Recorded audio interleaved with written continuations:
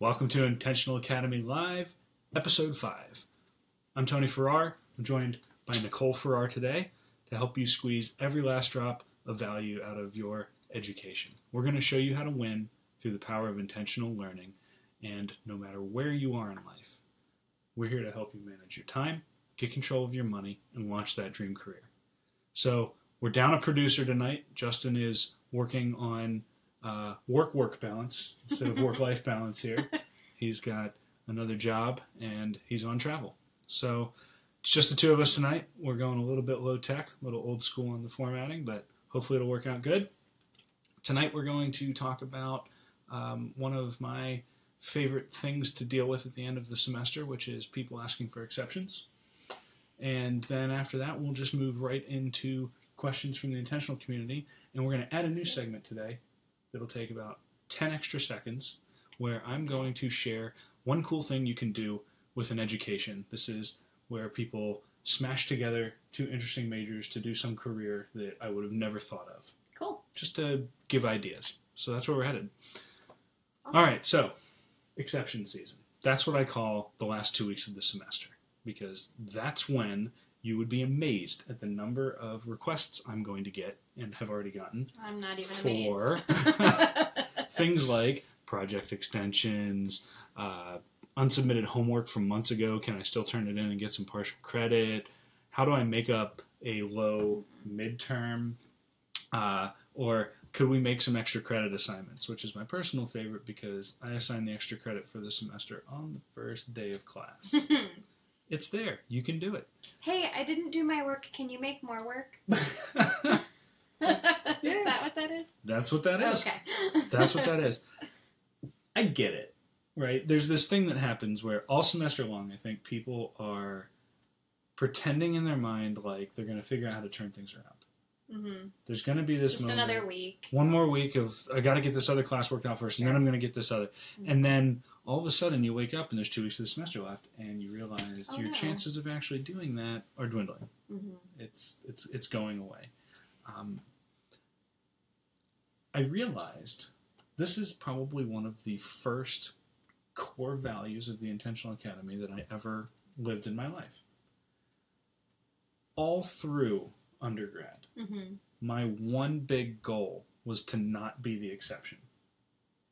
I never wanted to ask for an extension. I never wanted to be the one asking for some exception to the class policy. I always just wanted to figure it out. Now, did I always pull that off? Not quite, but that was kind of my goal. And I remember actually telling people that all the way back then, that my goal is to not ask for extensions or exceptions. I am pretty sure I have never done that. Yeah? Never. Never. I do remember forgetting to write a paper about, it was about an hour before class because I had a class right beforehand. And I was going to it with a friend who had the same class as me back to back. And she said, "So how'd you do on that paper we have to hand in?" And I went, I was like, guess I'm skipping this first class to go write a paper. And that's How'd that work out? Oh, I did. I rushed back to my dorm, skipped the other class, wrote the paper. Right. It was not top notch, but I think I got like a B or a B minus or something like that. Because I couldn't even fathom walking in and saying, I just forgot. Yeah. Can I do it whenever I feel like doing it? I mean, it never occurred to me. Right. So I don't know. It's really hard for me because every human being is different. They're in their own unique circumstances. Mm-hmm. But the truth is that the reasons that people ask for exceptions aren't actually unique.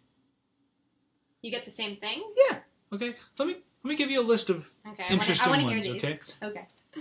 I poured a can of soda into my laptop. Stop it. The night before the project was due. That is a dog ate my homework kind of a situation. I work a part-time job and I ran out of time. Okay. I just ended a long-term romantic relationship. Ooh. And my heart's broken. That's not what you want to share with your professor. That stinks, though. I left town for the weekend right before the exam. My car broke down and I'm stranded and I can't get back. I think you may have said something like that a time or two when you were... The reason that I know that these are not unique is that they are all things that happened to me. No. They are all things Did that... you really pour soda I did. onto... No, you didn't. I leaned back in my chair in my dorm room and I fell over backwards, and as I fell, I kicked a can of Sprite over and just was trapped under the chair, upside down, trying desperately to get up like this as this thing just goes, Oh, that is so heartbreaking. right into my laptop, and I just watched the screen go. And this so is wait, pre-cloud. Okay, I was going to say, did you not save it? Could you not go to, like, a Pre-cloud library? computing, no trace of this work Ugh. anywhere. I went to the library, Mm-hmm. and I redid the project Okay. with a cup of coffee. Okay. I don't remember the grade I got, but Yeah. I did not, even in that circumstance. I mean, I picked this computer up, and it's literally just dripping out. I can't believe I've never heard this story. Oh, yeah, this is semester 1 of college for me. Wow. Yep. And here's the thing. Even in those circumstances, I didn't ask for the exception. Mm-hmm. Sometimes it did affect my grade, Mm-hmm. and my life turned out just fine. Mm-hmm. Yeah. I think there are 2 types of exceptions. I think there are genuine exceptions, all right? A person who has been working, trying hard all semester, staying engaged, juggling a lot maybe, and then out of the blue something hits you. Mm-hmm. A family member dies. Mm-hmm. Whatever it was. Something Sure. hits you and it throws you off, and it threatens to destroy that progress that you made. Mm-hmm. Right? But then there's the second type of exception, which I call the inevitable one. Okay. This is this person who has been doing the opposite of trying hard all semester. They're skating by, they're doing their best to, minimum work to effort ratio, get the grade they want, all that kind of stuff. Always starting things late, always getting it in at the last minute, that kind of a person. Their decisions putting them in a situation that's requiring them. Exactly. To ask for And so what I'm saying here is it becomes inevitable because you're vulnerable to the emergency. Okay. There's going to be one. You're going to spill a Sprite into your laptop. Mm-hmm. And if you've been spending all semester skating the edge, you're just susceptible, you're vulnerable in that moment, where I knew most of that project in my head because it was based on effort that I'd been doing for weeks. Okay. Right? Kind of like I had As an opposed hour to write a paper, right. and I could do it because you weren't cramming. Yeah. You may have been cramming the effort of writing the paper, but the Sure. effort of learning the material Mm-hmm. was spread out and internalized. Mm-hmm. And so I think if you're in group 1, then asking for exception is a healthy thing to do. Mm-hmm. It's not bad, right? I'm not trying to say don't grieve a lost family member or anything like that. Sure. Right? Or deal with a Or whatever breakup, it is. or Yeah. life happens, right? Yeah. But if you're always looking for excuse, if you're always having things happen, I remember, more than once being in category 2 and being so relieved when something went wrong in my life, which is the weirdest thing you'd ever say, right? But it's like, oh, you know what? This is a good enough excuse not to need to do this on time. I wrecked my car in an ice storm. I gotcha. Thank God. Mm-hmm. That went through my head. It's like, oh my God, that thing. I just got in a car wreck. Maybe I won't have to turn it in. Mm. You ever been there? Mm. Right? So. I gotcha. No, it makes sense. I can see that. So to reiterate, I think people's circumstances are different. Mm-hmm. Everybody has a different experience. Things are happening differently. You might really feel that means that your reason for an exception is unique, but it's not. I think the thing that we have in common is that things go wrong. Life is messy. We all live in mayhem. It's a beautiful chaos. Mm-hmm. One of the most powerful things you learn in school is how to perform even when the circumstances aren't ideal. Mm-hmm. Because they're never actually going to be. You're never going to wake up one day and everything's going to be perfectly aligned, everything's going to work perfectly, and that's the day that you'll be productive. Yeah. That's not life. Who's to say you don't drop a soda on your laptop when you're getting ready to do a presentation for your boss? Exactly. Right? And then you show up and say, oh. And so I think that not asking for an extension, not asking for some exception to some rule is a very painful way to learn the lesson of not putting yourself in a position of vulnerability where you need it. And so, I don't know if anybody will actually take me up on that, right? But this is my life. Hopefully people can be better prepared. Yeah. I don't know. I feel like we value a lot of the wrong things going through school. And I don't like to cite myself as an example of success, but then again, to become a professor, you kind of have to be good at the academic thing, right? I mean, I would hope so. That's the qualification. The one thing I'm really awesome at is doing school. Yeah. And I never asked for these extensions. And sometimes it meant I got C's. And here I am. Supposedly the model academic. Now, I don't know if people agree with that or not. The point is just... Yeah. Sometimes learning doesn't feel good, but the learning that you go when you go through that process is worth the pain. Yeah. You just have to make people see that that's what they're getting from it, because like we talked about in our other podcast about our video, people are so concerned with their GPA and their grades. Right. And it's actually stopping them from learning some of these lessons that you're trying to show. You know. Meanwhile, I would much rather have somebody working for me that has B's but turned it in on time. Yep. Or didn't try and find excuses and everything when it didn't go the right way. Right. In fact, I hired that person today. You did? I hired a B student today who the one thing I can always say is that it gets turned in. It gets done. People value consistency, that's for sure. Sure. Questions from the community? Absolutely. Let's do this. So, I'm going to read them today. Hopefully I do as good of a job as Justin. We miss you, dude. Usually our question reader. Okay, so question 1, or statement in question, is, after months of preparing for this presentation, we have a group member come out of the woodworks. How do we deal with this? Eek. I work with the senior design class at my school. And one of my jobs is to keep these many, many senior teams functioning.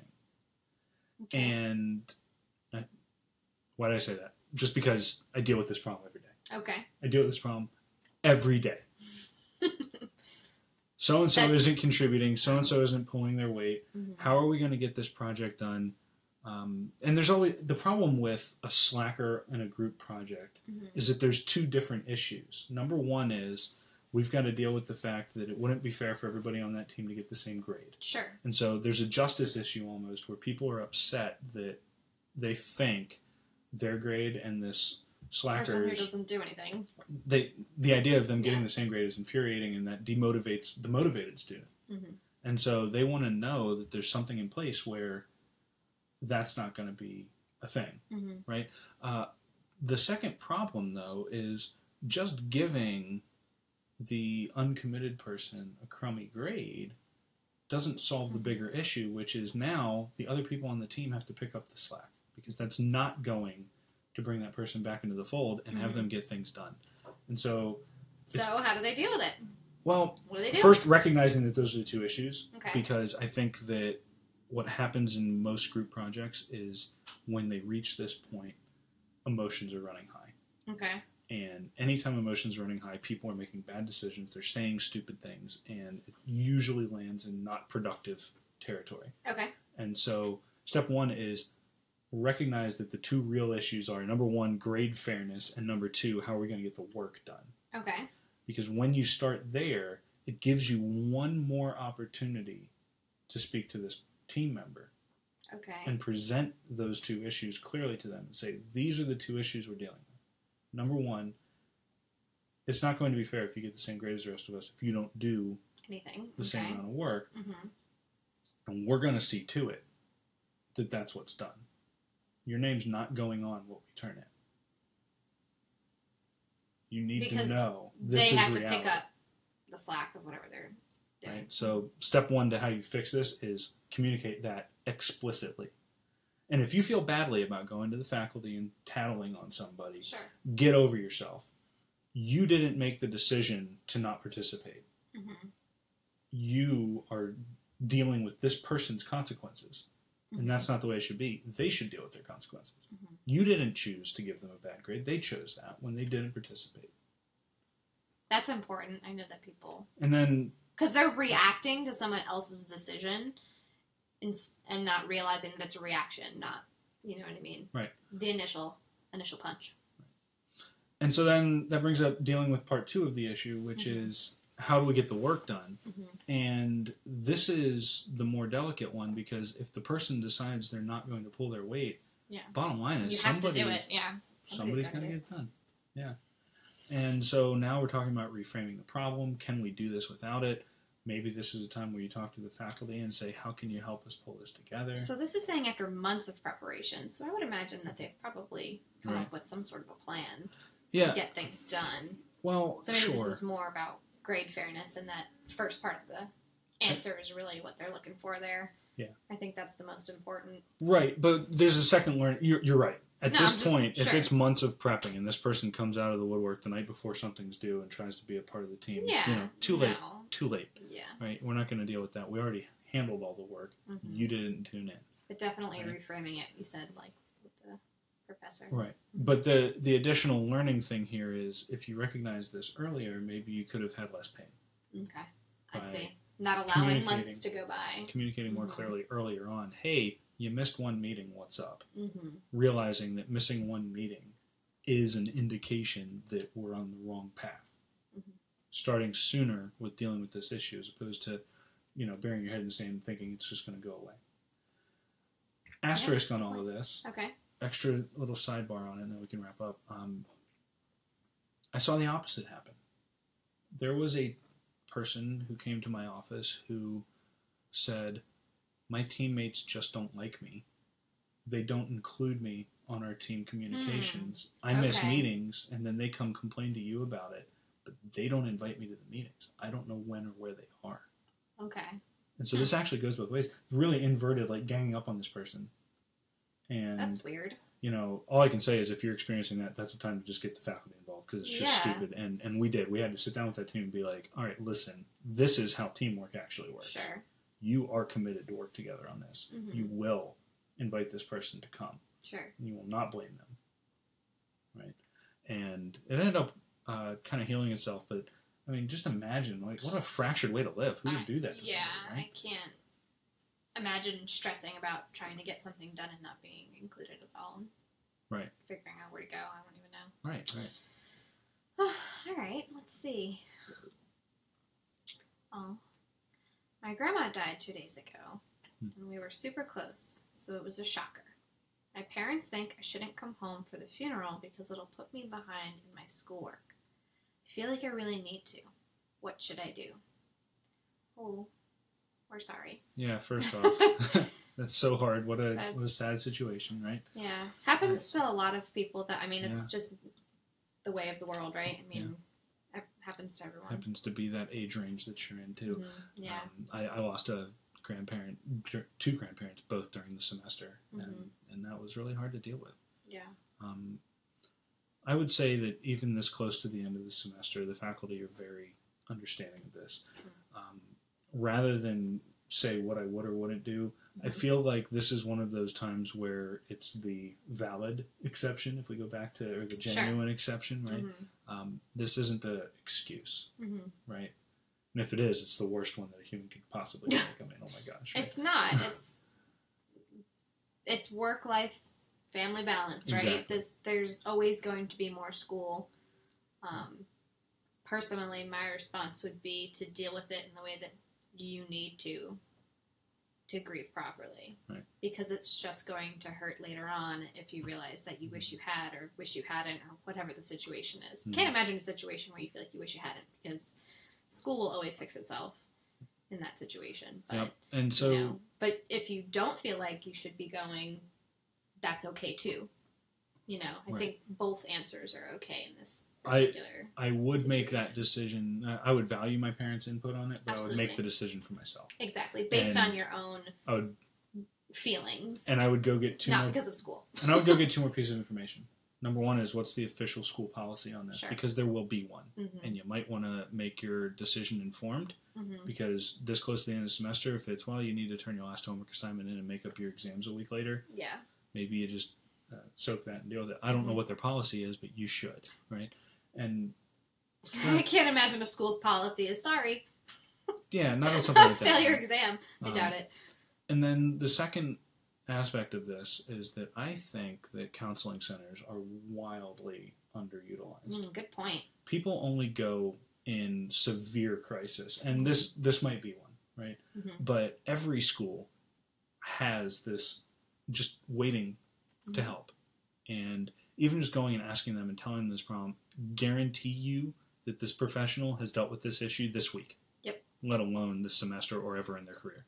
And they can probably give really good advice there, and you should take advantage of that. You know, I think that people avoid getting mental health treatment because of some stigma, and I think that's a real shame. Mm-hmm. You know, I go for a physical every year. Mm-hmm. Why wouldn't you go check that part of your body as Mental well, health, right? Absolutely. And yeah, like we assign some weird shame to it or something like that. We self-medicate, that's for sure. Oh yeah, Wine. or worse. Yeah. You know, but at the end of the day, you know, I actually know a couple who has a very healthy marriage that once a month goes to marriage counseling, which typically is reserved for a couple who's a month away from divorce. I don't know. You know, we should get married. Sure, right? Because I get my oil changed in my car too. Routine maintenance is a good thing to do. That's true. So, you know, sidebar again, I guess. Sure. But it's important. Take advantage of that counseling center, even if you just go the one time and find out what to do in the situation. They probably have a really helpful response here. So I'm not trying to duck the question, but this is a really good resource, and I wanted to answer this question so that we could point that out. Absolutely. Go get the help. I think that's a really good point, because it's also probably free. And while you're in school, which is probably going to be one of the most stressful times in your life, because that's what we do as students. We're overwhelmed and we're stressed. It's there. It's there. It's free. It's there for you for any reason. Right. So, all right, let's see. Number 3. I want what you want and do things on your own time as long as you meet the deadlines. Is it worth it, or should I just focus on school? I think you have an example, kind of. Yeah, I definitely, I work with a student who is working like 50 hours a week and maintaining essentially full-time student status. They're right at the 12 credit mark. So part of the answer is there that 3 is classes? 4. 4 classes? 4 classes. Okay. So there's some strategic scheduling there. There is some working weird hours to make up for that. And 12 credits a semester at most schools won't get you graduated on time if you count 4 years as being on time. So there's some trade-offs there, but you're getting valuable internship experience and income as opposed to just taking out loans and spooning off your parents or whatever it is that your money situation is. So there's a lot of good reasons for it. More than once I've actually had a really fun conversation with somebody where they decided ahead of time to take 5 years so that they could get both. That experience. And, you know, they're doing very well. And they graduated with a lot less debt than... You did a co-op, too, didn't you? Right, yeah, I did a co-op. And for me, it was take a semester off. Well, actually, it was take a semester off except for the class I failed the semester before that I had to make up. Save that story for another day. Okay. But, that, back to the pinnacle of academic excellence here. Yep, failed a class. Did that. I want to go back to a word that was used in their sentence, in their question, which was, are you allowed to just go in whenever you want? Okay. 2 things. First off, no. You're going to have to make a schedule. If they know you're a full-time student, I'm sure they're willing to give you a part-time internship if they're even talking to you about it. So you might want to just figure out how you can do that. Maybe you can stack your classes on 2 days a week and work the other 3, or vice versa. Maybe they do have remote work that you can do in the evenings. You know, you're going to have to work an arrangement there. The word that really just stuck out at me was the word allowed. There's not some central internship agency. These are the rules. Right. You have an internship. You know, this is just it. the way the question's worded is very high school. Permission for everything. Yeah, permission for We're everything. kind of out of that Right. stage. Yeah, your world's a little bigger than that now. And so I just want to encourage you that anytime you feel like you should ask the question, are you allowed? Reframe that a little bit. Okay. What's the real thing you're wondering? The real thing you're wondering is just how the timing's going to work on this. Mm-hmm. When you use a word like allowed, you're wondering how some authority that may or may not actually exist is going to govern you. And so just encourage you to kind of develop a little bit more of an independent mindset there. I think any internship is worth it too. Oh, That's yeah. part of the question. Oh, yeah. If your internship is relevant, this offer here is relevant to the career path you're after, then it's probably worth doing, right? Even if that goes so far as maybe you do what I do and take an entire semester off and do the internship and then return to school and adjust your academic plan. It's going to be a lot harder once you graduate to consider doing anything like that because you're going to want a job and money and the bills start showing up and all this stuff. Yeah. Internships are really, it's really hard. It's just going to happen unless you prepare really well for it. But it's very difficult to get entry-level jobs because every time you go looking for a job, they say, we want you to have this experience. Well, how do I get experience if I can't get an entry-level job? I had a lot of trouble with that. Internships are sort of a way to bypass that issue because you can say, I have this experience, not just class. So I think that's an inspiration for an entire episode of this, by the way, talking about the I don't have experience, but I need experience to get experience loop. We all end up in that loop, right? Yeah. I had one more thing I wanted to say on this, and it just, of course, left me because yours was better. Sorry. Co-ops, internships, jobs. Are you allowed? Oh, right. What? People are really worried about graduating in 4 years. Mm-hmm. They're really worried about taking the semester off, and is that going to put me... I had a student that I was speaking with today who has a job offer. Okay. And actually, they have 2 job offers. They're getting ready to graduate, and they've got 2 job offers. Okay. One of them is local, stay here, which is what they ultimately want to do. They want to settle down, get a house, build a family, all that kind of stuff. The other job is similar in that, except that for the first 3 to 5 years, you travel like 80% of the year. Do it. And they don't want to do that because, this was the reason, because by the time they finish that, they'll be like 27, and they were really hoping to have been settled down earlier than that. Oh. And I don't want to make fun and laugh a little bit. But, it just makes me feel so old. I mean, my goal was to finish my college degrees by the time I was 30, and I barely did it, Actually, I was over by 4 months, right? And it's just like, my life is just getting started now. I'm here giving advice, but the truth is, I'm at the beginning of my what I call my second career at this point.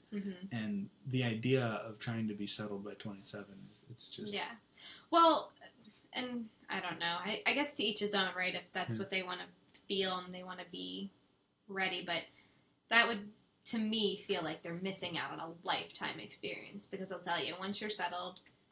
Have a house and a mortgage and kids and whatever else, it's a lot harder to experience those things. And they're worth experiencing. Right. I know my answer to that. Cool. Do it. Do it. Go, right? 100%. Do the travel. And, sidebar benefit to it was that it was pretty close to lining up when their significant other was going to be finishing grad school. So it was like perfect timing for wanting to move on, but everybody's too busy right now anyway. I don't know. It was a really interesting conversation, and I get both sides of it. Not everybody wants to do that. Not everybody wants to travel. Some people are homebodies that like the settle and the routine, and that's great.